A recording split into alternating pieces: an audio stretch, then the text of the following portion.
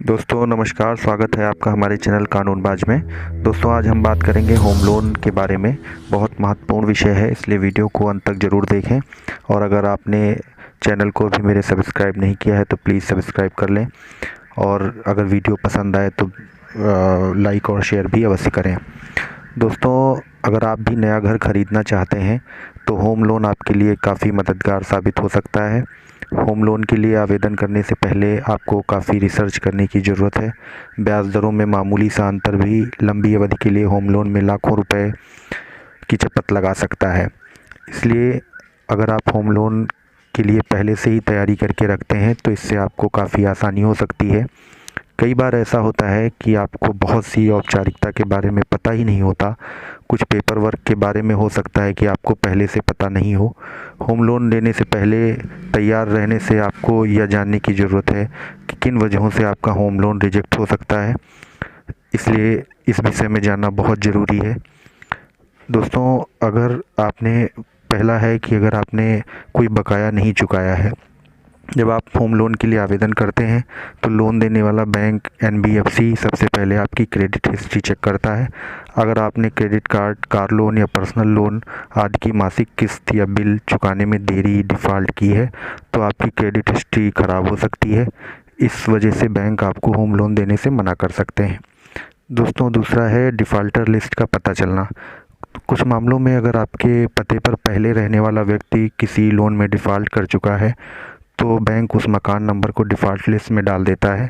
या हो सकता है कि आपकी कोई गलती ना हो और बैंक के कर्ज का भुगतान नहीं करने वाला व्यक्ति आपसे संबंधित भी ना हो, फिर भी उस एड्रेस पर आपके रहने की वजह से आपका होम लोन रिजेक्ट किया जा सकता है, क्योंकि वह बैंक के कागज़ों में, दस्तावेज़ों में वो डिफ़ॉल्ट एड्रेस है। दोस्तों तीसरा है जॉब में स्थिरता। बहुत जल्दी जॉब बदलना भी होम लोन का आवेदन खारिज होने की वजह बन सकता है। ऐसे में लोन देने वाला बैंक यह मानता है कि आप अपनी इस आदत की वजह से बेरोजगारी की कगार पर खड़े हो सकते हैं, जिससे आपके लिए होम लोन की मासिक किस्त चुकाना मुश्किल हो सकता है। बैंक यह मानते हैं कि अगर आप किसी जॉब में 3 साल से बने हुए हैं तो आपको होम लोन दिया जा सकता है। दोस्तों चौथा है आवेदन के वक्त आपकी उम्र। यह भी बहुत मायने रखती है। अगर आपकी उम्र रिटायर होने के करीब पहुंच चुकी है तो होम लोन का आपका आवेदन बैंक खारिज कर सकता है।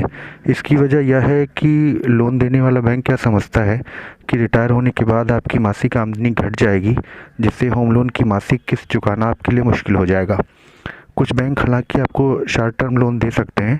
छोटी अवधि के लिए बड़ी रकम का लोन लेना आपके ऊपर भारी मासिक किस्त का बोझ डालेगा, जिससे आप बाकी खर्च पूरे करने में दिक्कत महसूस करेंगे। दोस्तों किसी डिफ़ॉल्टर का गारंटर बनना भी आपके लिए बहुत मुश्किल कर सकता है। हो सकता है कि आपने दोस्ती की वजह से किसी ऐसे व्यक्ति के होम या अन्य लोन की गारंटी दे दी है जो लोन की किस्त चुकाने में विफल रहा हो। आपकी दी हुई गारंटी की वजह से किसी व्यक्ति के लोन की रकम डिफ़ॉल्ट करने पर आपकी क्रेडिट हिस्ट्री पर असर पड़ता है। आपके लोन का आवेदन खारिज किया जा सकता है। दोस्तों छठा पॉइंट है कि क्रेडिट स्कोर। दोस्तों अगर आपका क्रेडिट स्कोर ख़राब है तो आपके होम लोन का आवेदन रिजेक्ट किया जा सकता है। आमतौर पर लोन लेने वाले व्यक्ति का क्रेडिट स्कोर 700 से ऊपर होना चाहिए। अगर आपका क्रेडिट स्कोर बढ़िया है तो बैंक आपको बहुत आसानी से कम ब्याज दर पर होम लोन देते हैं।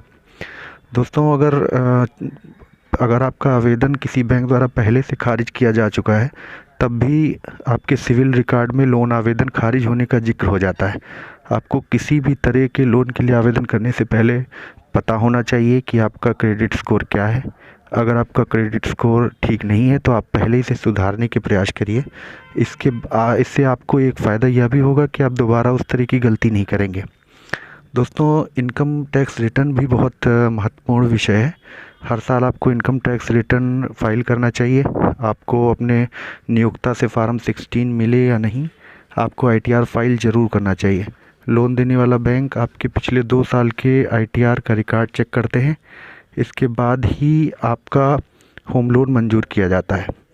दोस्तों जिस प्रॉपर्टी पे आप होम लोन ले रहे हैं वह भी बहुत महत्वपूर्ण है होम लोन के एक्सेप्ट होने का या ना होने का, क्योंकि कर्ज देने वाला संस्थान हर तरह की संपत्ति पर लोन नहीं देता।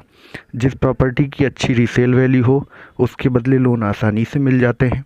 इसके साथ ही उसकी कीमत में स्थिरता, मांग बनी रहने आसानी से बिकने और बेहतर लोकेशन पर होने जैसे कदम भी लोन आवेदन स्वीकार करने में मददगार साबित होते हैं। दोस्तों, आपको मेरे द्वारा दी गई जानकारी कैसी लगी, कृपया कमेंट में ज़रूर बताएं। और अगर आपका कोई सवाल है, कोई सुझाव है तो भी मुझे ज़रूर बताएं। और चैनल को सब्सक्राइब करें, वीडियो अच्छी लगे तो शेयर करें। धन्यवाद।